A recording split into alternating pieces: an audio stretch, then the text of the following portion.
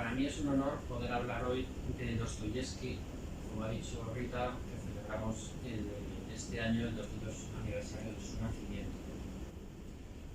Es todo un reto poder hacerlo sobre su última novela, Los hermanos Karamazov. Ha tenido una reconocida influencia sobre algunos de los intelectuales más influyentes del siglo XX, como es el caso de Albert Einstein o Ludwig Wittgenstein y también Martin Heidegger.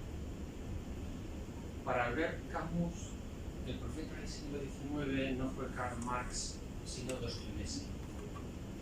Pienso que en buena medida esa visión profética se encuentra en las páginas de los hermanos Karamazov. En ella se recoge la que probablemente sea la frase más citada de Dostoyevski: si Dios no existe, todo está permitido. No se trata de un aforismo ingenioso que aparece una vez en el texto, sino que diversos personajes aluden a ella a lo largo de la narración. Además, esta idea ejerce de palanca decisiva para la acción en el momento culmen de la trama. Por estas razones me he inclinado a analizar el trasfondo de esta frase en el conjunto de la novela. La estructura de mi intervención será la siguiente. En primer lugar, situaré a la novela y a su autor. La historia contada en Los hermanos Karamazov gira en torno a un asesinato y al esclarecimiento de quién es el criminal, con juicio incluido. Sobre Dostoyevski no haré una biografía completa, sino que señalaré tan solo algunos elementos autobiográficos presentes en el texto. A continuación presentaré la posición de Iván Karamazov, el hermano ateo que formula la frase: si Dios no existe, todo está permitido. El grueso de esta parte consistirá en el análisis de su argumentación a favor del ateísmo. Iván desarrolla su razonamiento en dos capítulos seguidos pertenecientes a la segunda parte del libro. En el primero de ellos, titulado La rebelión, Iván somete a Dios a una dura acusación, mientras que en el segundo dirige su crítica contra Jesucristo. Este segundo capítulo contiene la leyenda del Gran Inquisidor, quizá el pasaje más famoso de los hermanos Karamazov. En la tercera y última parte de la conferencia compartiré con ustedes una serie de reflexiones sobre diversos pasajes de la novela que, a mi modo de ver, podrían considerarse como una posible réplica al planteamiento ateo de Iván. Me gustaría hacer una advertencia previa antes de entrar en materia. Al trazar este plan, soy consciente de que en un momento dado me veré obligado a desvelar elementos de la trama, y en concreto, quién es el asesino. Solo me cabe apelar a la indulgencia de aquellos asistentes que todavía no han leído Los hermanos Karamazov, diciendo que la batalla intelectual a propósito de la existencia de Dios puede llegar a despertar más interés que la intriga por descubrir quién es el verdadero asesino. Me parece que si actualmente seguimos leyendo la historia de la familia Karamazov, en buena medida se debe a cómo Dostoyevski aborda la cuestión existencial sobre Dios, tan decisiva para la vida de todo hombre y de toda mujer. Voy a presentar brevemente la estructura de la novela y su contenido.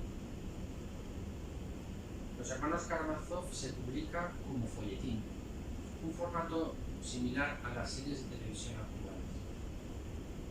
Entre enero de 1879 y noviembre de 1880 salen publicados mensualmente capítulos de la novela en la revista literaria El Mensajero Ruso. El formato folletinesco se refleja en el final de algunos capítulos. El texto termina creando expectación para continuar con la siguiente entrega, como hacen muchos episodios de las series actuales. La trama del libro gira en torno al asesinato de Fyodor Karamazov. Se trata de un personaje voluptuoso y licencioso, bastante payaso, al que no se le dan mal los negocios.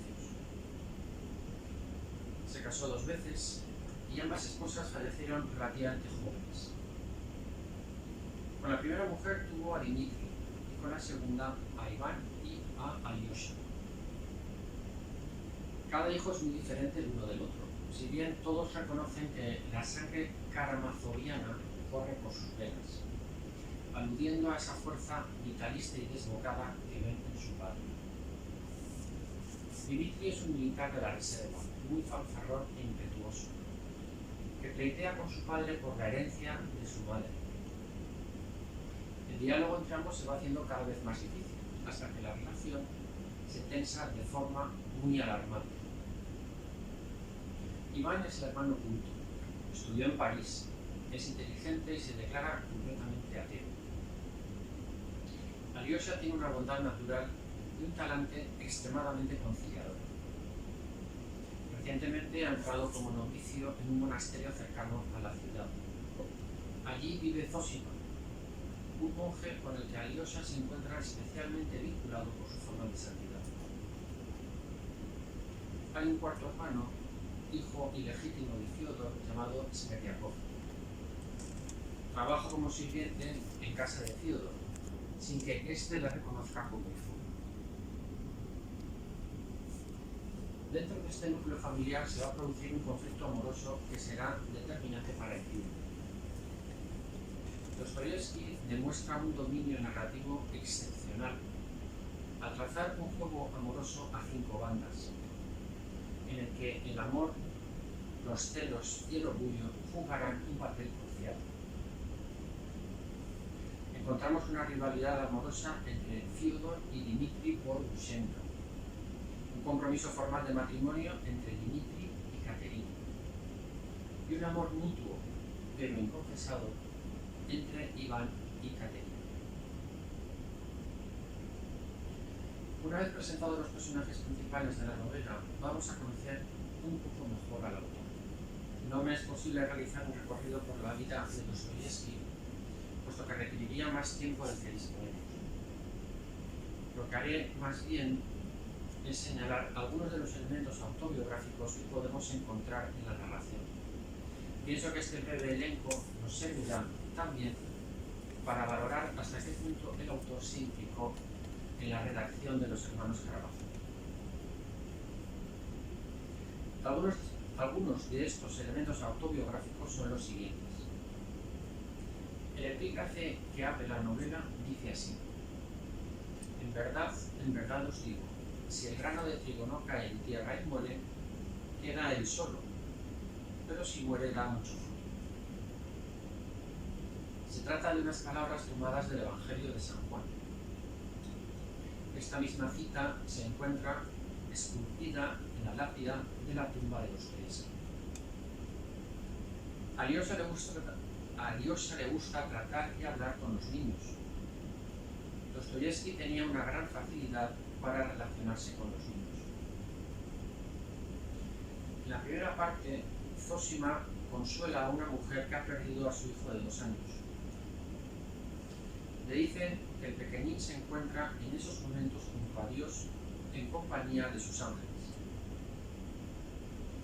Un año antes de iniciar la publicación de la novela, el cuarto hijo de Dostoyevski falleció con 2 años. Su pérdida le sumió en un profundo dolor. Este hijo se llamaba Alexei, igual que el hijo de la mujer que busca consuelo en Zósima. Además, el hermano menor de los Karamazov se llama Alyosha, que es un diminutivo de Alexei. Diversos personajes en la novela se refieren a Alyosha como ángel o querubín. Smerdiakov padece epilepsia. Dostoyevski padecía también esta enfermedad desde los 17 años. Las descripciones de cómo se presenta un ataque de epilepsia y los síntomas que lo acompañan resultan muy vívidos, precisamente porque Dostoyevski lo sufrió. Durante su alegato al final del juicio, el fiscal habla de lo mucho que pueden dar de sí unos pocos minutos. Para ello pone el ejemplo de lo que pasaría por la mente de un condenado a muerte que se encuentra camino de su ejecución. Dostoyevski recorrió ese camino. Había sido condenado a muerte por colaborar en círculos revolucionarios de corte socialista. Su grupo fue delatado por un infiltrado y todos fueron condenados a muerte. Cuando estaban a punto de ejecutar la pena capital, ante la vista del pueblo se les conmutó la pena por trabajos forzados en Siberia. Dmitri realiza comentarios sobre el castigo de ir a Siberia. Dostoyevski conocía bien esta condena. Pasó 4 años en un penal de Siberia y otros 4 sirviendo como militar degradado en las fronteras. El texto de los hermanos Karamazov contiene numerosas citas del Evangelio. Dostoyevski era un amante de la lectura desde muy joven. Durante sus años de trabajos forzados leyó innumerables veces las páginas del Nuevo Testamento, puesto que se trataba del único libro que le permitían leer en el penal. Al final de la novela, Alyosha afirma que basta un único recuerdo bueno para salvarse.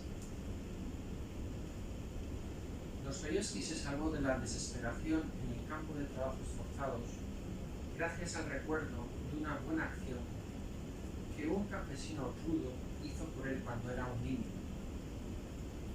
Este recuerdo de la infancia le ayudó a ver a sus compañeros de penal de un modo más humano y comprensible. Pasemos ahora a presentar la crítica a Dios contenida en los hermanos Karamazov, quizá una de las más feroces que encontramos en la literatura occidental.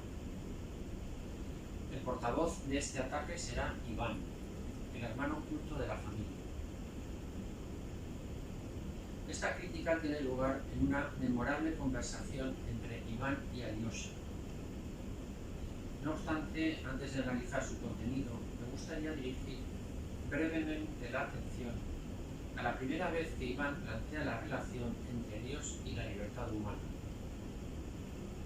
Tiene lugar durante uno de esos encuentros con numerosos personajes tan característicos de Dostoyevski. En esta ocasión se trata de la reunión familiar de los Karamazov en la celda de Zósima para intentar pacificar la situación entre el padre y su hijo mayor. En un momento dado de ese largo encuentro, uno de los asistentes saca a colación una conversación de hacía unos días en la que Iván desarrollaba su argumento.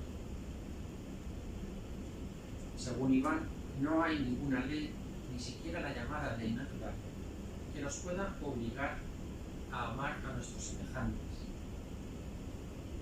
Si encontramos amor en esta tierra, se debe únicamente a la creencia religiosa en la inmortalidad.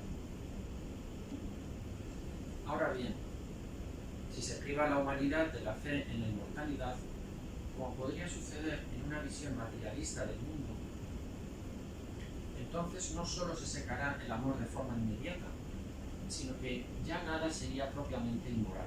No se podría considerar nada como bueno, y tampoco se podría censurar nada como malo. En última instancia, hasta la antropofagia podría justificarse. Iván parte de una posición materialista y la lleva hasta sus últimas consecuencias. Un universo materialista supone no solo prescindir de la inmortalidad, sino también de Dios. No hay sitio para la una ni para el otro. Desde este presupuesto positivista, no es posible encontrar ninguna ley en la naturaleza que pueda exigirnos actuar de un determinado modo. Por eso da igual lo que uno haga desde el punto de vista moral.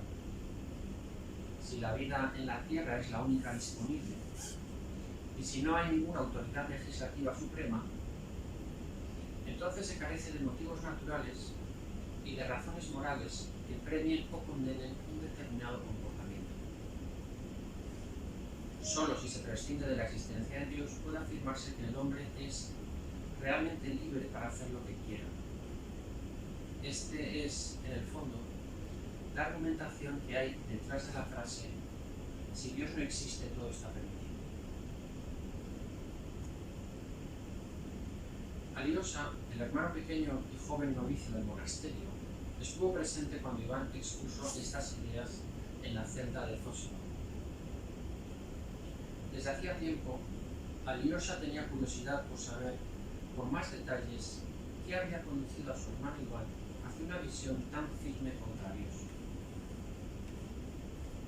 Entre ambos, apenas había habido trato durante los años previos a la acción de la novela. Pues bien, justo al día siguiente de aquella reunión en el monasterio, por casualidad tiene lugar el encuentro entre Iván y Alyosha para hablar sobre Dios durante una larga sobremesa. Al poco de iniciar la conversación, Iván pone el foco sobre el mundo que vivimos y que se supone que ha sido creado por Dios. Hay algo que no puede entender con su mentalidad terrenal y euclidiana, como él la llama. ¿Cómo es posible afirmar que Dios haya creado un mundo en el que los inocentes sufren? Iván echa mano de hemeroteca para ilustrar su idea. No se pierde en elucubraciones, sino que se atiene a los hechos. Describe fríamente una serie de sucesos documentados en los periódicos, algunos acaecidos en el extranjero y otros en la propia Rusia. Resultan particularmente vívidos los relatos referidos a los sufrimientos de los niños. Sin duda se trata de la parte del libro más dura de leer. En estos terribles relatos, Iván destaca cómo el hombre es capaz de recrearse en su crueldad ante la debilidad de los niños, algo que los animales ni siquiera son capaces de hacer. El razonamiento de Iván es nítido. Un mundo que se dice diseñado por Dios para la felicidad de la humanidad, pero en el que cabe la posibilidad de que haya torturas inhumanas, siquiera sobre una sola de estas criaturas inocentes que no lo merecen en absoluto. Un mundo así no puede ser de ninguna manera digno de Dios. Por este motivo, Iván dirá al final de ese capítulo que él simplemente devuelve el billete de entrada a Dios. No desea formar parte de algo tan enormemente injusto. El planteamiento de Iván se mueve siguiendo las pautas clásicas de la principal crítica contra Dios: la incompatibilidad de la existencia del mal en el mundo con un Dios bueno todopoderoso. Iván lo hace con una plasticidad abrumadora, pero va a ser en el siguiente capítulo, el del Gran Inquisidor, donde Dostoyevsky se adentrará en una crítica apenas explorada hasta entonces y que resultará especialmente contundente contra el cristianismo. Tras escuchar toda la acusación contra Dios realizada por Iván, Alyosha solo acierta a balbucear que hay un inocente cuyo sufrimiento no resultó inútil para el mundo. Se trata de Jesús. Su sangre derramada injustamente ha permitido perdonar todo a todos. Iván estaba esperando este comentario. Sabía que un creyente no podía responder otra cosa que recurrir a Jesucristo. Sin embargo, este argumento tampoco satisface la objeción planteada. Es más, para Iván, ese sufrimiento de Jesús no ha servido para arreglar el mundo, sino que en realidad ha empeorado más aún las cosas. Iván ilustra su idea mediante una historia ficticia compuesta por él y que se conoce como la leyenda del Gran Inquisidor. Iván sitúa la acción en la Sevilla del siglo XVI. Imagina que Jesús regresa a la tierra y que es reconocido perfectamente por el pueblo de Sevilla, gracias a una serie de milagros que realiza en la calle. El Gran Inquisidor pasa en ese momento cerca y lo encuentra rodeado de la admiración de la gente. Manda detenerlo. El pueblo no se resiste ni tampoco Jesús. Por la noche, el gran inquisidor visita a Jesús en la prisión. Acude solo. Desea hablar con él cara a cara. Jesús escuchará al gran inquisidor en silencio. En esta larga amonestación, el gran inquisidor echa en cara a Jesús que trajera la libertad al hombre. No había nada más perjudicial que pudiera haber hecho contra la humanidad. El gran inquisidor articula su acusación siguiendo la escena de las 3 tentaciones de Jesús en el desierto. Cuentan los evangelios que después de 40 días de ayuno, el diablo se le apareció a Jesús y le tentó para que demostrara que él era el Hijo de Dios. Le propuso 3 cosas: que convirtiera las piedras en panes para aplacar su hambre, que mostrara su poder salvándose de una caída espectacular desde el templo, y que se arrodillara ante él para que pudiera gobernar sobre todos los pueblos de la tierra. El gran inquisidor interpreta esta escena en términos de poder y califica cada una de estas tentaciones como milagro, misterio y autoridad, respectivamente. Al resistir la seducción diabólica, Jesús muestra que se puede vivir sin el milagro, que se puede creer sin el misterio y que se puede reinar sin la autoridad. Dicho con otras palabras, hay una vida más valiosa por encima de las necesidades materiales. Hay una fe más auténtica que no necesita del espectáculo. Y hay un señorío más poderoso que el sometimiento a una criatura. Al quitar el poder al milagro, al misterio y a la autoridad, tal y como los concibe el gran inquisidor, Jesús deja al hombre con su libertad más radical para enfrentarse, él solo, a la elección entre el bien y el mal. A partir de entonces, el ser humano no podrá tener ya más excusas que su propia conciencia. Al gran inquisidor no le cabe en la cabeza que haya sido precisamente Jesús, el que se llama a sí mismo Dios, quien haya conducido al hombre a una situación tan injusta y dolorosa. Parece como si Jesús no supiera de la impotencia del hombre para asumir su libertad más personal.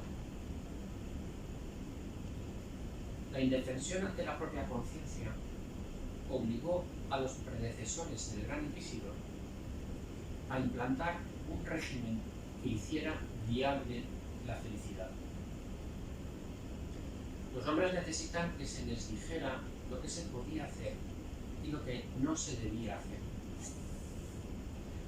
Las autoridades supremas tenían que dictar estas normas, aun a sabiendas de que no siempre podrían ser sinceros con respecto al bien y al mal, debido a la debilidad humana.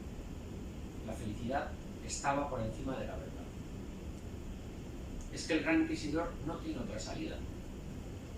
Si no tranquilizara con estas mentiras, si no proporcionara seguridad al precio de la verdad, la gente no podría ser feliz, porque no resistiría el peso de su responsabilidad moral. El gran inquisidor hace ver a Jesús que este régimen es el único capaz de salvar al hombre. Su principal argumento es mostrar la felicidad de todos aquellos que le obedecen ciegamente. Una felicidad que no se podría conseguir si se dejara al hombre la libertad de ser bueno por sí mismo. Esta situación de saber que está engañando pesa sobre la conciencia del gran inquisidor y le hace sufrir mucho. Sin embargo, este sufrimiento no le hace más débil, todo lo contrario. Si el gran inquisidor le dice todo esto a Jesús, lo hace porque se sabe moralmente superior gracias al sufrimiento que él asume por hacer feliz a la humanidad. Durante este relato, Alyosha tan solo es capaz de señalar una incoherencia. El Gran Inquisidor dice actuar en nombre de Dios, pero en realidad él mismo no cree en Dios. En el fondo, el Gran Inquisidor es un ateo y por ese motivo puede hacer lo que hace. Todo le está permitido.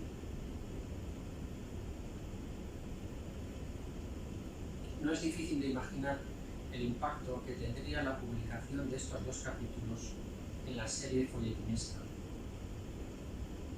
Tanto ahora como en el siglo XIX, su lectura no deja indiferente a nadie. O bien el lector se siente cuanto menos satisfecho si sostiene que el Dios no existe, o bien se siente cuanto menos incómodo si cree en la existencia de Dios. Quizá la principal diferencia entre nosotros y los destinatarios de la serie sea que aquellos lectores sabían muy bien que el autor era un sincero creyente. Esta circunstancia debió de aumentar más todavía el interés por algo. Realmente, Dostoyevsky no ofrece ningún contraargumento a Iván. Alyosha sufre escuchando a su hermano, impotente ante sus aplastantes razones. Pienso que esta ausencia de réplica se debe a que no es posible responder a Iván en los mismos términos en que él plantea el problema. No hay razonamiento que pueda convencer de la existencia de Dios cuando se exigen explicaciones sobre el sufrimiento. Dostoyevsky era muy consciente de esta dificultad, pero no la elude. Abordará la cuestión de la existencia de Dios no con argumentos, sino con narraciones. No con ideas abstractas, sino con historias personales.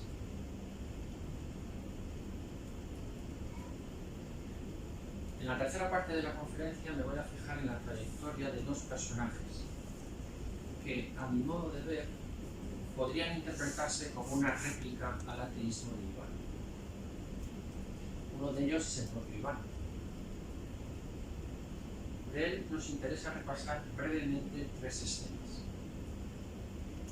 La primera corresponde al encuentro de Iván con Caterina y Alyosha en casa de la señora Joflakova. La segunda, a la conversación nocturna con Smerdyakov tras la sobremesa con Alyosha. Y la tercera, a la visita a la casa de Smerdyakov la víspera del juicio. Vamos con la primera de estas escenas. La mañana de la comida entre Iván y Alyosha, este entra a ver a la señora Joflakova, donde coincide con Caterina y su hermano. Alyosha es requerido de forma imprevista para dar su opinión sobre un asunto. Caterina ha decidido continuar con su compromiso con Dmitri. Primero habla ella y después Iván. Al insistir Caterina, Alyosha se ve obligado a decir lo que piensa y lo hace con un enorme rubor.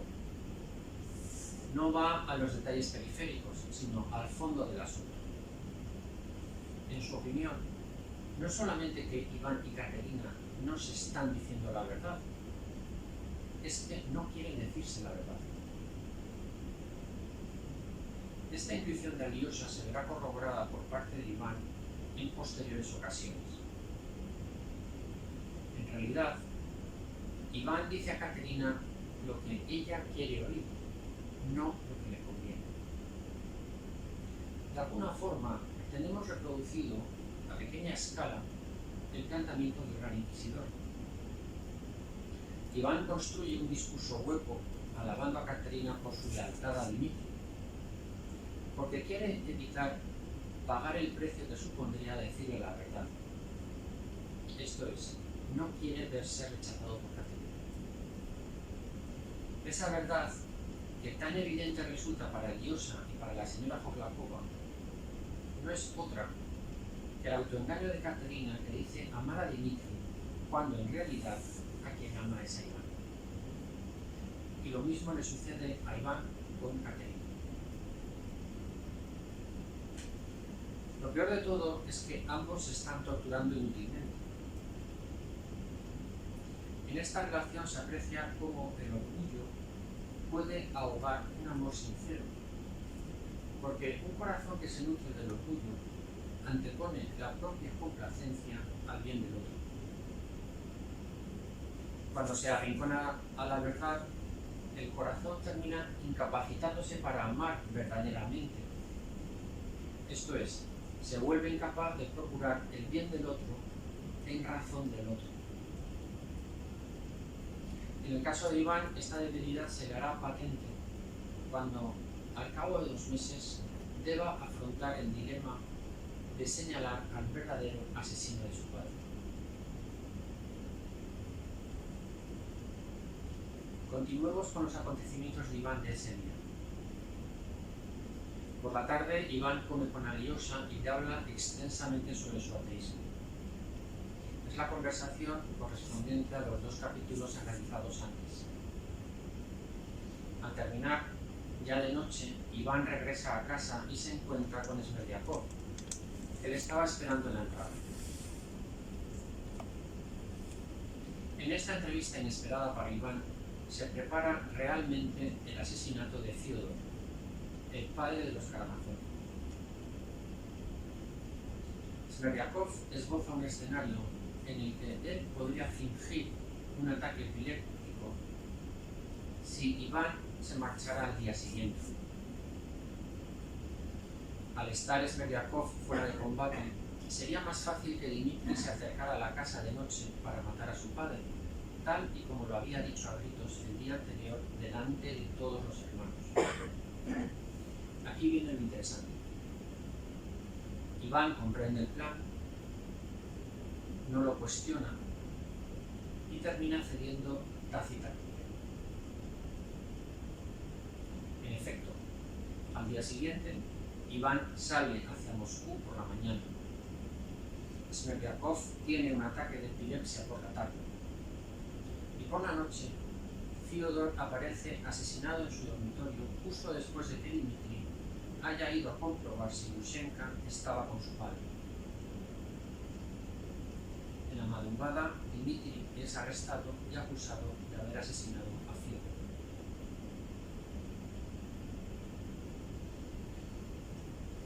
Antes del juicio a Dmitri, Iván mantiene 3 conversaciones con Smerdyakov. En la última de ellas se revela al lector quién es el verdadero asesino de Fyodor. Fue el propio Smerdyakov quien a sangre fría llevó a cabo lo que Dmitri en última instancia no se atrevió a realizar. No me interesa tanto describir los prolijos detalles del asesinato como explorar el impacto que esta revelación produce en Iván. Iván se encuentra completamente perplejo. Por un lado, sabe por fin que su hermano es inocente.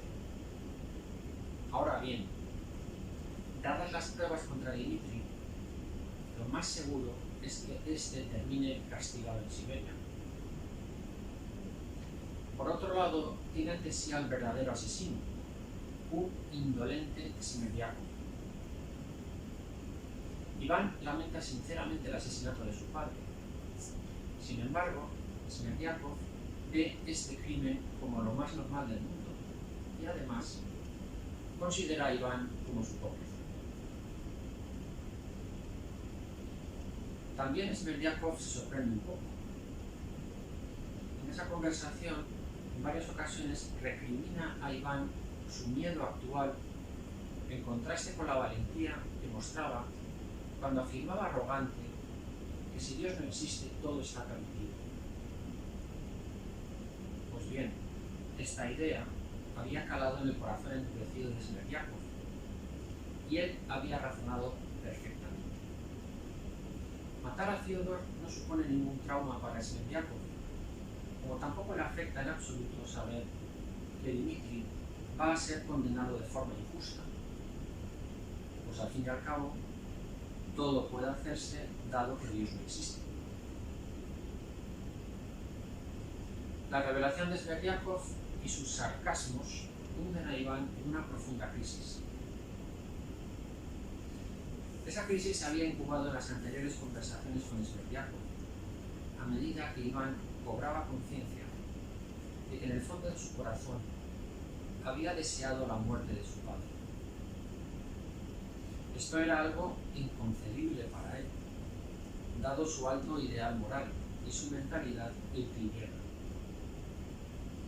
Pero ahora, Iván no tiene más remedio que aceptar esa culpabilidad, después de que Smerdiakov le cuenta con detalle todo lo sucedido y queda en evidencia su oscuro deseo de matar a su madre.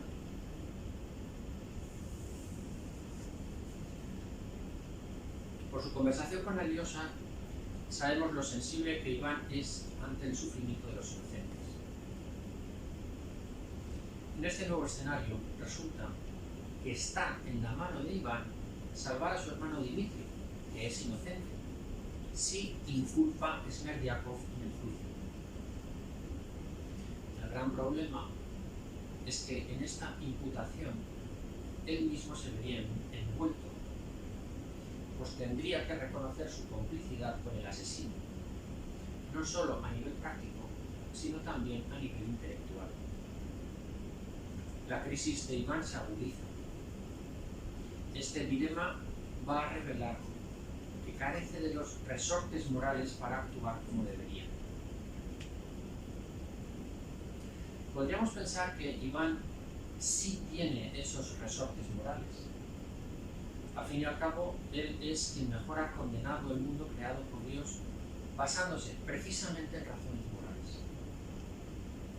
Nadie puede considerar a Iván como alguien que ignore lo que es justo y lo que es injusto. Iván no es como Smerdiakov, pero las razones morales son una cosa y los resortes morales otra. Las primeras sirven para juzgar, mientras que las segundas permiten actuar. La tragedia de Iván podría describirse en los siguientes términos. Iván está firmemente convencido de que la negación de Dios y de la inmortalidad hace que carezca de sentido la virtud. Asumir la no existencia de Dios conlleva, por un lado, permitir cualquier cosa, pero por otro lado, también remueve el fundamento más sólido en el que apoyarnos para realizar el bien. El dato crucial que no tuvo en cuenta la mentalidad euclidiana de Iván es la debilidad de la voluntad humana. No siempre uno hace lo que quiere hacer, a pesar de saber qué es lo que debería hacerse. Esta fragilidad queda en evidencia por las amargas dudas que asaltan a Iván y cuestionan su actuar. ¿Qué sentido tiene denunciar a Smerdiakov y, en consecuencia, acusarse a sí mismo? ¿Acaso lo va a hacer por el bien de su hermano, a quien desprecia en el fondo de su corazón? Dado su presupuesto ateo, la única razón que le queda para decir la verdad en el juicio es su propio orgullo. Ahora bien, ¿ese corazón orgulloso será capaz de resistir el oprobio que se derivará de su confesión? Podría ser que Iván terminara eludiendo el castigo en Siberia, pero lo que no podría evitar en ningún caso sería la humillación de reconocer públicamente su bajeza moral. Esta vergüenza, para una persona orgullosa que se ha aislado de Dios precisamente por desconfianza hacia Él, conlleva un enorme sufrimiento, quizá irresistible. Aquí es donde Iván se va a quebrar sin remedio. Dostoyevski lleva hasta las últimas consecuencias el ateísmo de Iván. Sí, todo está permitido al prescindir de Dios, y ese es el nítido razonamiento de Smerdiakov. Pero no es menos cierto que si descartamos a Dios, puede haber ocasiones en que se haga inviable la realización del bien, especialmente cuando haya que pagar un precio alto en términos de los propios intereses o incluso más aún de la propia honra. El ateísmo, tan bien construido por la mentalidad racionalista de Iván, terminará ahogando su honestidad moral.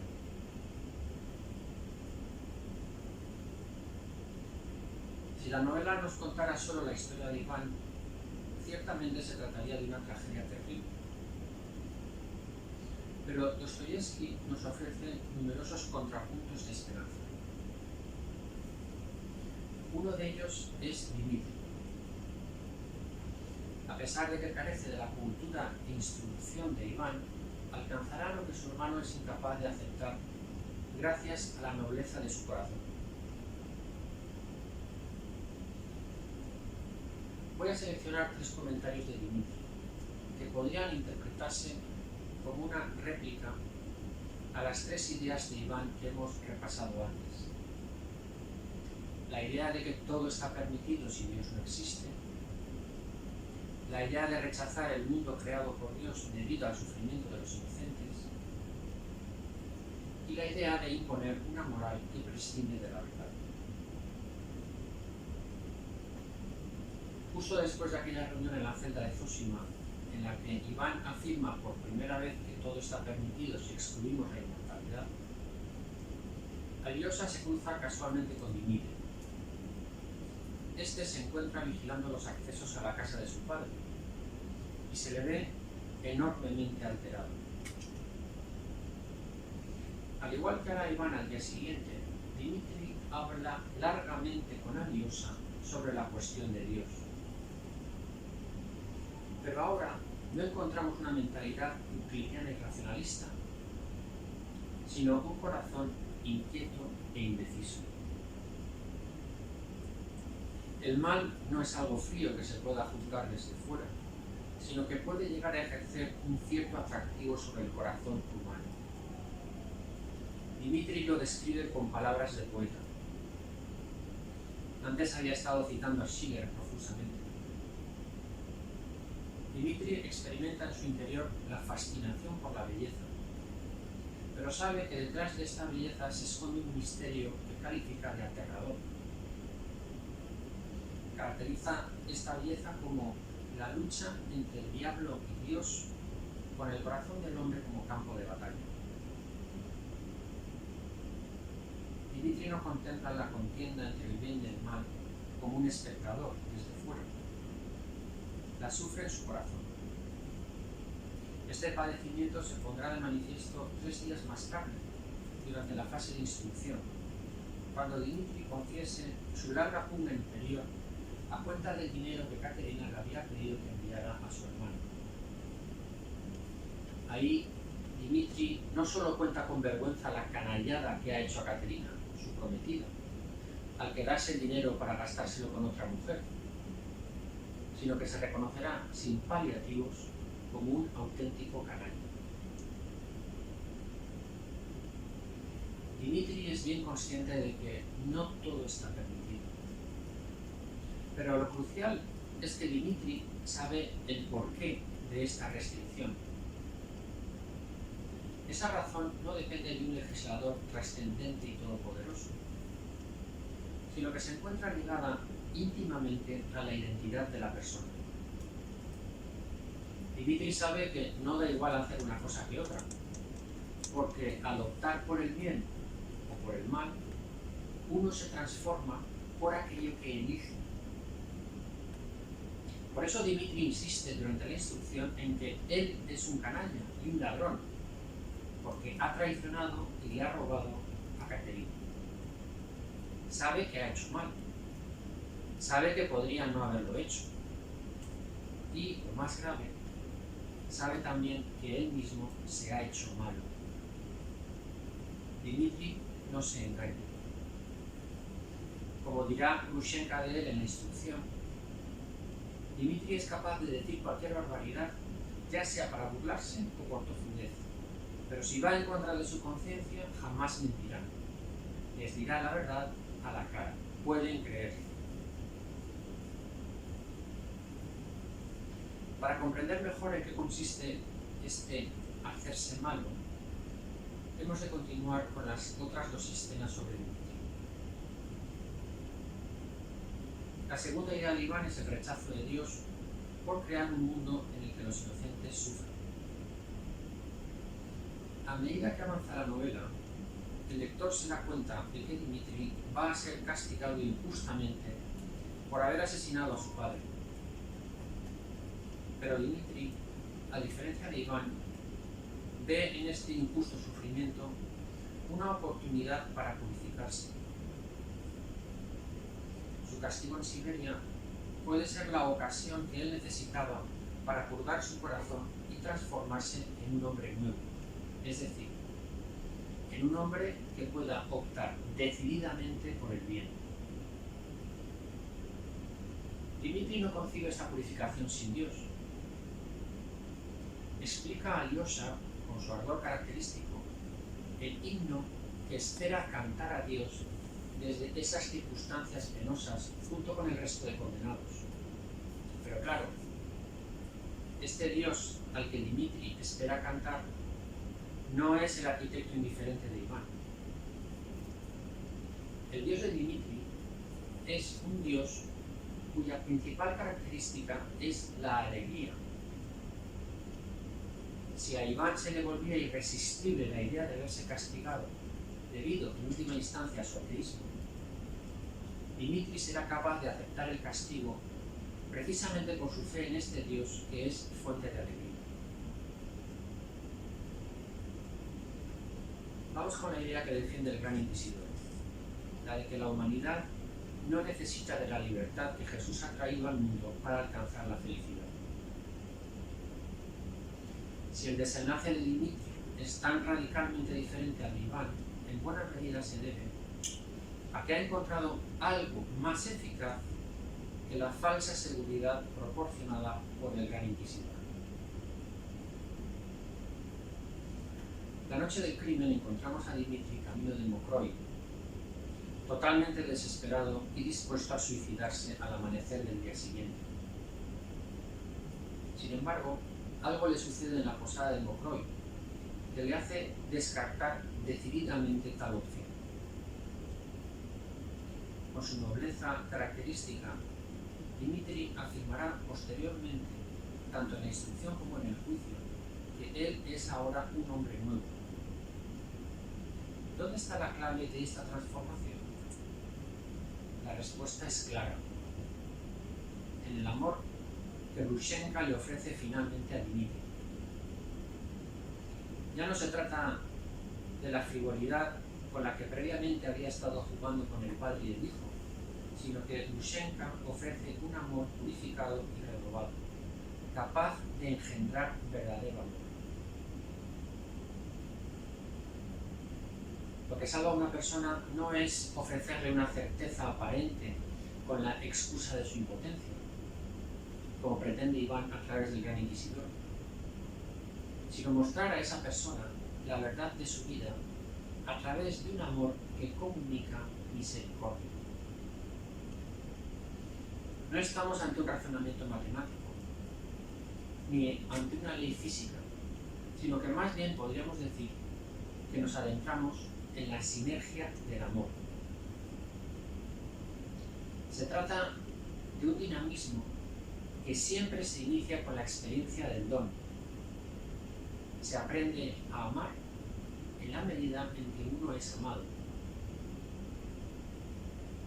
Lo que moviliza más profundamente una persona es la conciencia de recibir un amor inmerecido, que busca sinceramente el bien del amado. Sin embargo, un amor así tiene que ser libremente recibido, nunca puede ser forzado. Esta acogida tiene un efecto singular en el amado, querer hacerse más digno del amor recibido, lo cual pasa necesariamente por reconocer la propia culpabilidad y aceptarla. Y cuanto más honesto y profundo sea el amor recibido, más operativo será el deseo de rectificar. Así es como surge el arrepentimiento auténtico. Solo esta lógica del don puede realmente ayudar a que alguien quiera libremente sacar lo mejor de sí mismo.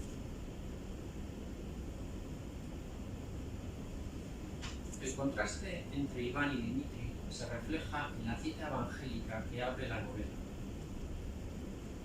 Si el grano de trigo no cae en tierra y muere, queda él solo, pero si muere, da mucho fruto. Se trata de una imagen que Jesús se aplica a sí mismo en vísperas de su pasión, muerte y resurrección. Esta parábola de la semilla, que muere y da fruto abundante, ilustra una paradoja no exenta de misterio. Iván quiere llegar a Dios con su mentalidad matemática. El gran inquisidor quiere proporcionar la felicidad a la humanidad. Pero Iván se escandaliza por el sufrimiento de los niños presente en este mundo creado por Dios. De la misma forma que el gran inquisidor se escandaliza ante la responsabilidad moral que Cristo ha cargado sobre la conciencia humana.